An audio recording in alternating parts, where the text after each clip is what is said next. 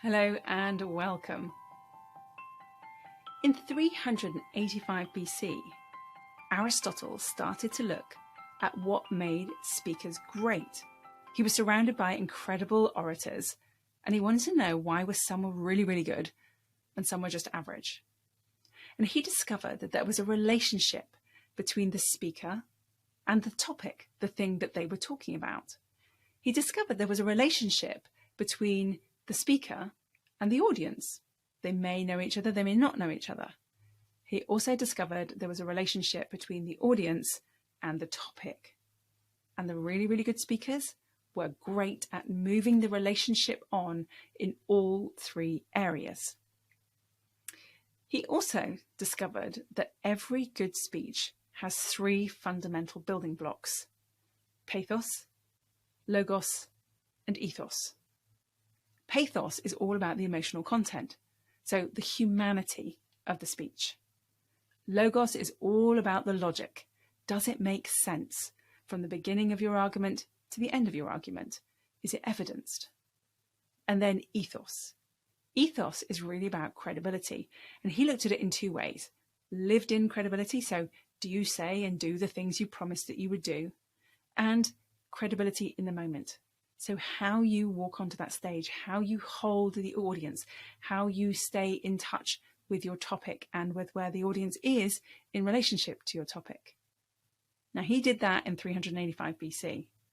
And to my knowledge, and I've done quite a bit of work on this, we have never found a better way of thinking about speaking and about creating the relationship with your audience and with the topic that you're talking about. So today we are going to be discussing speaker credibility. How do you create that credibility with an audience almost instantaneously so that they are buying into you and buying into your content and listening from the beginning to the end? So before we get into the kind of what of all of this and how to do it, I want to think about why. Why is this important? Well, as a woman who works with females in leadership, in entrepreneurship, women are still getting very little investment in terms of entrepreneurship. Now, what's interesting is that women, whether we're in the corporate space or in a startup space, an entrepreneurial space, we work harder and longer than our male counterparts. We perfect our work. We spend a long time getting things really, really good. But those are wasted hours if we don't ever spend time thinking about not just what we're going to say, but how we're going to say it. And not just what we're going to say, but how we're going to structure what it is what we're going to say, and how is that relevant to our audience. So it's not just what we say, it's the order in which we say it and how we say it that is going to make a difference. So I really want us to stop wasting time and gain back time so that we can do the fun stuff, the living bit of life, and not just perfecting our work, and so that we get impact when we actually do that. Because, and I've spoken about this before, and if you've watched any of my other videos, you will have heard this many times over, and I will keep saying it till the cows come home. There is a relationship between how we are perceived in terms of our competence and our expertise and how we deliver. So a poor delivery is equated to a poor idea. You could have the most brilliant idea. You could have perfected your deck. You could have spent hours, days, months, years perfecting your idea. But if it isn't credibly delivered, then that idea becomes a poor idea. Equally, you can have a brilliant idea, and if it's brilliantly delivered, the two things become equated. And there are occasions, sadly, where something is brilliantly presented, but it's a terrible idea, but it gets taken up because it's brilliantly presented. So what we want to do is find that sweet spot where we have fantastic ideas that are brilliantly presented in a really, really credible way. Now, if you are in the entrepreneurial world, why is this important? Well, as I said, women are still only getting about 3% of all investment. So they're not getting the venture capital that they need because their presentations, their pitches are not as credibly delivered as men. Now, there's a lot of other biases going on there, and we haven't got time to dive into all of that today, but we could certainly make that better. It means that every time you do a sales call, every time you're speaking or negotiating with a client or a supplier, it means that every time you're doing anything on social media, so lives, recordings like this, any videos that you might make for social media, any videos you might make for teaching or for your website, all of those points where people are interacting with you is where you're speaking. It's where you're showing up as a credible or not such a credible speaker. It's where they're making decisions about your competency, about your expertise, based on what they can see and hear on that video. So in terms of entrepreneurial life, your credibility as a speaker is absolutely critical to the success of your product, your service, or your business. Now, equally, in corporate life, it is exactly the same thing. Those water cooler conversations, team updates, clients or supplier meetings, negotiations, interviews for promotions, your end of year assessment, how you're doing, all of that is how you pitch up, how you speak at all of those, the consistency with which you're credible creates the perception of how competent you are. Now, in a corporate space, you've also got your work back catalogue, if you like, to rely on. But often that can get put to one side, and it's what people see and hear on a daily basis that they really take on board. And that can become your story. It becomes your narrative within an organization. So being a credible speaker, whether you're an entrepreneur, whether you're in a corporate space, is really critical to business growth, to personal development, to your career development. And if you haven't got that credibility, what I find is that careers, businesses are slightly stalled. They slow down. We can get a little bit stagnated for periods of time, and they're not progressing in the way that we want. We're not being given the opportunities that we would really, really love. And we're all selling all the time. Whether we think we are or not, we're always selling. And people, as you know, will buy you well before they buy your idea. So being a credible speaker is an absolute, well, I would argue, a life skill rather than a business skill. So let's dive into those 3 building blocks. So we said they were pathos, ethos, and logos. And pathos essentially means the emotional content. So whenever you stand up to speak, we always want to be have something that has emotional content. We are, after all, human beings. Now, we love to kid ourselves that we make rational decisions. We don't. I know you know that we don't. We make emotional decisions, and then we find the statistics and the data to back up our emotional decision. Yeah, we rationalize after the fact to make sure that we feel good that we've made the right decision. So whenever we speak, whenever we're updating, whenever we're presenting, whenever we're pitching, we always have to have some level of emotional content. If there's no emotional content, there's some very important things that happen or don't happen. So there's no emotional content. It becomes, you could present the most rational idea, the most rational solution. It's incredibly logical. It makes sense. It's inexpensive. All the things, right? It's ticking all the boxes. But if, as a listener, I don't care, then I'm not going to take that action. And the way that I start to care is if there's an emotional content. So I'm going to refer to an example. I've spoken about this before, but there was a firm that created a MRI machine, right? fMRI machine. It's incredibly complicated, really, really massively complicated physics. And this machine had incredible upgrades. It did amazing things that were different and really powerful compared to its previous incarnation. Now, the presenters luckily, realised that standing on stage and telling a bunch of doctors and a bunch of purchase order people within purchasing departments within a hospital all about these new functions and features was going to send them to sleep, and they just wouldn't care. So they very cleverly created Lisa and David. And Lisa and David were two patients who were going to be scanned through this machine. And they told the story of Lisa's journey through the machine and David's journey through the machine and through their illnesses, and how the machine was going to help diagnose and get the right treatment for these particular individuals. So the audience learned about what this new machine could do, what its previous incarnation couldn't do, through the lens of the patients, the end users, the people that would actually benefit from the machine. And that was much, much more moving, much more emotionally engaging for the audience than listening to a bunch of data about how the new functionality of this machine was so much more superior than the previous one.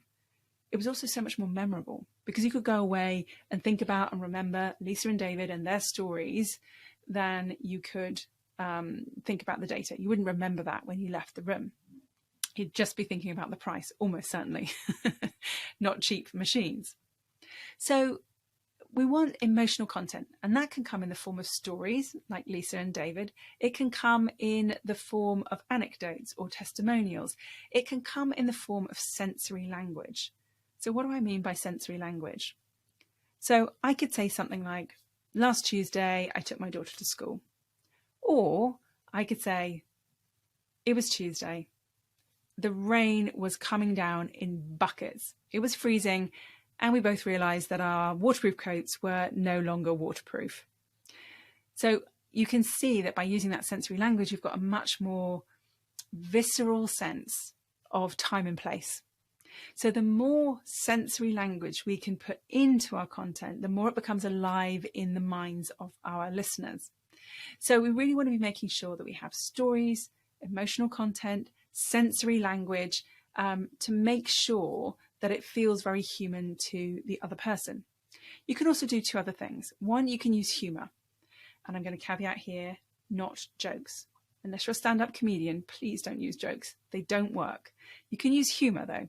And you can use fundamental truths. So fundamental truth is something whereby you and I both know how annoying that thing is. So say you come home from work, you've had a long day, and all you can think about is making yourself a nice cup of tea. And you go to the fridge and there's no milk. Someone's put the empty milk bottle back, but there's nothing in it, right? Now, I know, everybody that we know that has a fridge has probably experienced that at some point in their lives. And you know the kind of like, feeling of that moment. It's a fundamental truth. So just like falling in love, it's a fundamental truth. So if you can use something that other human beings, or most of the human beings that you're likely to be talking to, will have experienced at some point, then that's creating an emotional connection with your audience. So if you can do those things, people start to care. If they start to care, they're emotionally engaged, right? You've got their attention. Super, super important. Also, they're far more likely to take the action that you're asking them to take. So that could be continue the conversation. It could be sign on the dotted line. It could be introduce me to this person or that person, give me the promotion, whatever it might be. So we always want to be engaging with the other person so that they are moved along in the conversation, and they're much more likely to say yes to continuing this conversation or yes to an actual idea. So very, very important. If it's not there, then I'm not likely to be engaged. So I might stop listening. I might start thinking about what I need to get in the shop later that day, or what am I going to have for lunch. So I'm not really listening to you, and I'm not engaged. So I'm probably not going to take the action that you're asking me to take. So very important that we create an engaged emotional connection with the other person. So ask yourself, when you do stand up to speak, when you are presenting or pitching, are you good at creating that emotional content, that emotional connection with your audience? And if not, what could you do to make sure that that's always there? That's always part of your presentation or pitch or conversation. So that's pathos. Let's move on to logos. Logos essentially means logic. So Here we're going to be looking at the logic and the flow of your argument. So does your argument, and I don't mean fighting or conflict, but does your argument make sense from the beginning to the end? Is there a logical flow? Do I know where I'm going? Now, sometimes it can be really helpful for audiences to let them, oh, didn't turn my notifications off. Sometimes it can be really helpful. Let me just do that now so it doesn't ping again. Sometimes it can be super helpful to let your audience know where you're going from beginning to end. So we're going to go here, we're going to talk about this, we're going to talk about that, then we're going to go over here. So sometimes it can be really helpful to notify your audience where they're going. They want to know that. If audiences don't know where they're going, or there doesn't seem to be any plan to your conversation, they can feel really untethered and unsafe. And it can feel like they don't know what they need to do next or where they're going. And that can make them feel really unsettled. And it means they stop listening to your content. So sometimes it's as simple as just letting people know where you're going in your conversation. And then making sure you stick to that process, that you're talking in the ways that you've said you're going to talk. Sometimes it's about building coherence. So having the building blocks, understanding block A, because before you need to understand block A before I can introduce concept B. And then you really need to understand concept B before I build on and understand concept C. So very important that we're building that coherence, building those building blocks throughout your presentation if there's complex information that people really, really need to understand. So sometimes it's about that. It is also about data and evidence. So if we've told our beautiful story, so let's go back to that idea about Lisa and David in their MRI machine. Now I need to support those stories with evidence. And I can do that at the same time. I can do that following, or I can do that separately. But I need to show the evidence that it didn't just work for Lisa, but it's worked for, 3,000 patients who also had similar conditions to Lisa. And we had this much success rate. People were diagnosed correctly. There were no misdiagnoses. There were limited amounts of people who were included in the diagnosis who actually were fine. So it's really important that that data is there to support the story. Remember what I said, you make that emotional decision and then you look for the evidence. So we need to have both, not just one or the other. If you give me all the data, as I said, I will probably buy into it in a kind of like, oh yeah, well that makes sense kind of way. But you haven't caught my heart. I don't care. So I'm going to kind of listen and I'll consider, and it might look right on paper, but I'm just not really in it. Yeah. So we need to have both. We need the emotional connection and then we need the data and the evidence to support. Now that data and evidence could be hard data, like in the fMRI machine, or it could be anecdotal. So it could be testimonials, it could be client success stories, it could be all kinds of things. But we need some evidence that what you're talking about genuinely makes a difference. So we need that there. Now, the other thing that is quite important here, and not in all conversations, but often in most business conversations, we need to have a kind of end point. So there needs to be a call to action. So what needs to happen next? And that might be as simple as let's retable another meeting to get a discussion in. Let's get a signature. Let's agree on this budget. Let's whatever it might be. But we need to have some kind of end point where we're pulling it all together in a logical way that is moving the conversation onwards. If we sort of let it drift at the end, all that impact starts to leach away. So really important that our listeners feel that we are well researched, that we're credible, that we are presenting strong data to support our strong emotional content, so that it looks and feels robust. And then we are perceived as robust. Now, equally, if it's missing, it can be very confusing for your audience. If there's no structure, they don't know where they're going, they feel a little bit unsafe, untethered, they stop listening, they're not necessarily engaged. Or if we bamboozle them with too much data, they sort of blink a bit and then they start to switch off.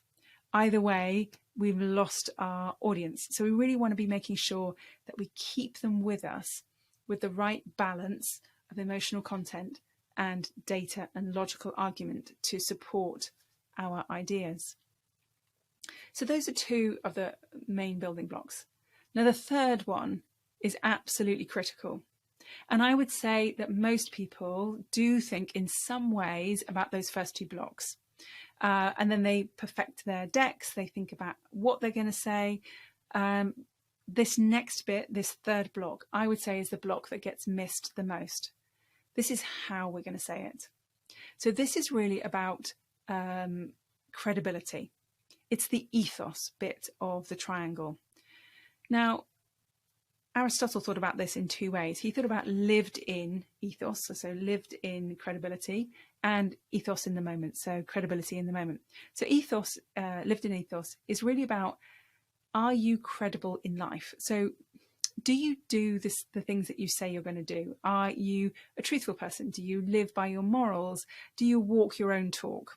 So that bit is really how you live your life. And to some degree, we still really rely on this. Look how upset we get about politicians who flout the rules, who do things that don't, say, right, this applies to all of you, but I can do my own thing. How upset we get about that. They're basically breaking that ethos rule. They're breaking the credibility rule. They're not living by the rules or the instructions that they think everybody should live by. So that's a really important part. And again, this is where your back catalogue of work will come in. So if you've always done a good job, then that really is going to support your lived in ethos. Now, ethos in the moment, so credibility in the moment, is really about what you're thinking and what you're doing with your body, your breath, and your voice in the moments of speaking. So body posture, really, really important. Your audience will make a decision about how credible you are by how you sit, stand, walk, gesture, move. So we want your body posture to be open, relaxed, authentic, real in front of your audience. Yeah. If it's the opposite of that, if it's tense and tight and you're not really being authentic or you're being overly confident, your audience are going to pick up on that in a second, and they're going to know that that's not quite true or real, and they will recoil from it and not really understand why.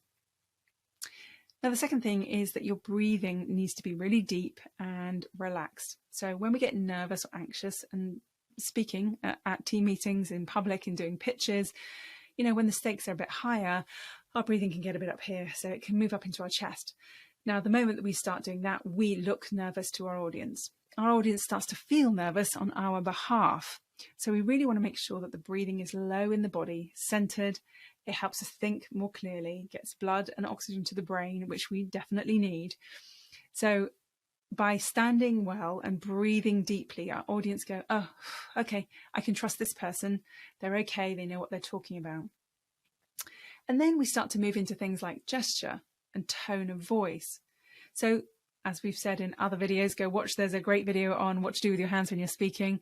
Gesture is absolutely vital to help with your personal credibility, the memorability and the actionability of your content.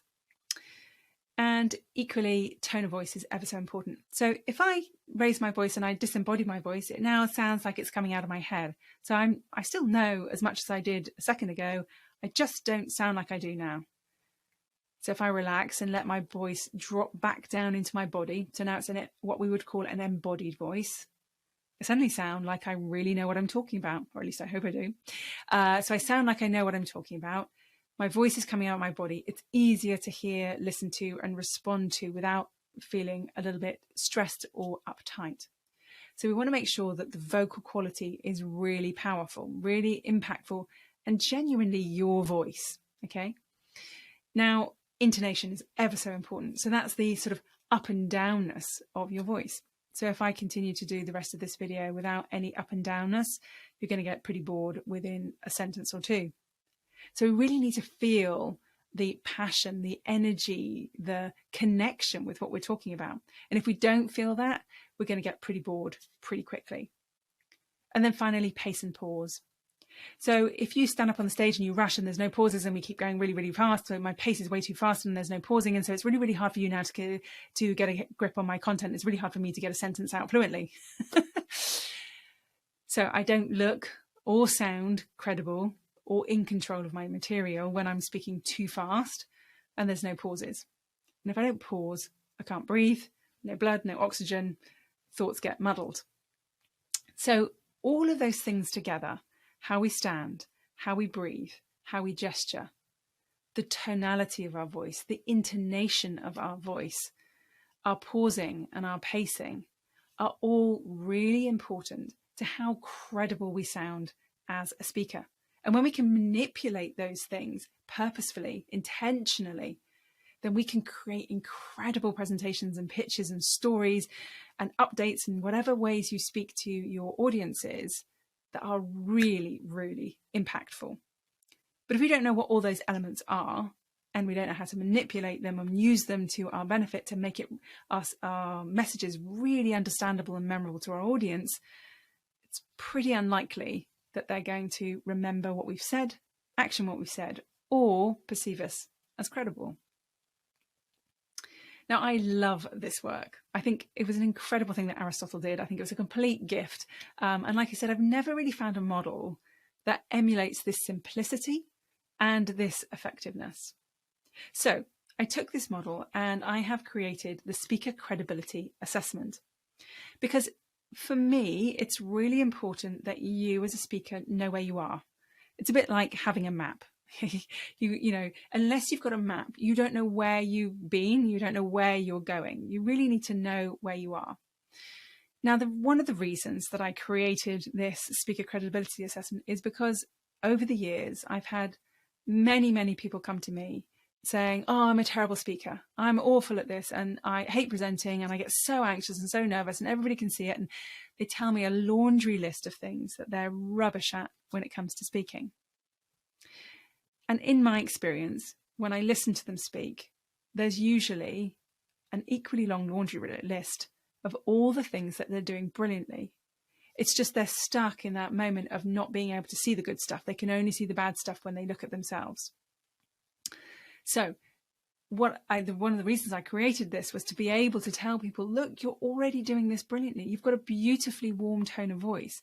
You have an amazing way of making eye contact. You tell gorgeous stories. So this is all really, really good. We might want to work on these things over here, but these things are excellent. So the Speaker Credibility is designed just to do that.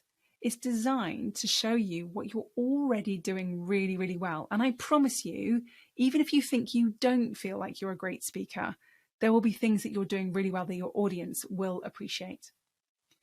Then on the other side of that, it's designed to help you show you some things that you maybe want to reduce doing because they are detracting from your message, or they're detracting from your credibility, or they're detracting from your impact. So we might want to just reduce them, not necessarily stop them, but reduce them. And then there will be one or two things that we definitely want to stop doing because they are genuinely undermining your credibility and they're making a big negative impact on what you're saying. So that's the way we look at the voice. We look at it across 15 data points, and we're looking at your body posture and all the things that I've talked about today. And we're looking at your ability to create that connection with human beings, your ability to be logical and make a really clever flowed argument. And we're looking at your credibility in terms of your body, your breath, and your voice and what you're doing. And we create a report. So we create a video based on essentially what you're going to, I'm jumping ahead of myself. Essentially what's going to happen is you send us a 2-minute video of you talking, and it can be you doing your networking pitch. You could be talking about an amazing vacation you went on. It doesn't really matter, but you send us a 2-minute video just on your phone. As long as we can see and hear you well, that's all that's necessary. Then we will send you a video back showing where you're doing a brilliant job. So all the things that you are already doing brilliantly based on emotional connection, logic and flow, and your credibility. And then we will look at the things that you could reduce doing or stop doing to increase your impact. If you're interested in getting a personal assessment, a personal speaker credibility assessment, we would love to help you out. As you can see, I love talking about this. So there is a link below. If you'd like to take our speaker credibility assessment, please click the link, follow the instructions, and sit back and wait for your feedback.